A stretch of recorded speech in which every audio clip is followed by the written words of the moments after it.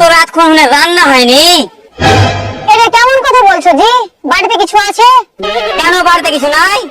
তো কি বলবো? নাই তো নাই বলবো না, থাকবে তাহলে তো বলবো। আরে কয়দিন হলো রে?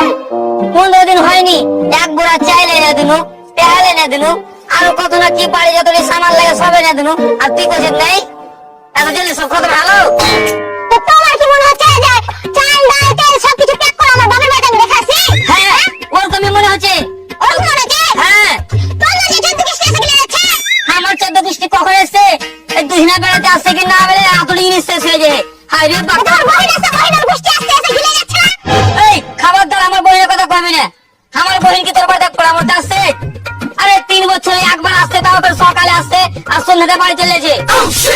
আমার বহিন আসছে, আমার এই আসছে, ওরা লিয়ে আসে না সামান, ওরা তো চাল ডাল বেনালি আসছে সোতে করে। না, তোমার কেউ আসছে না, সব আমি গেছি আর আমি কিনবো। হ্যাঁ, এতক্ষণে তো মুখ দিয়ে সাচ্চা কথা বাড়া এলো। তুই তো গেছিস আমার বাড়িতে, ওলা কথা ছাড়, তোর হুঁশ নেই? তুই জানিস না কি সকালে স্বামী উঠবে, তো স্বামী উঠবে তো স্বামীর লেগে রান্না বান্না করতে হবে না? মাঠ ঘাটে যাবো না রে, ভুক্কা পেটে মাঠে যা কাজ করবো কহ তো? আমি কি করবো? আমি কি করবো? সকালবেলা উঠলাম, সকালবেলা উঠে কাজ টাজ করলাম, কাজ টাজ করার পরে 500 আলু ধার নিয়ে আসলাম।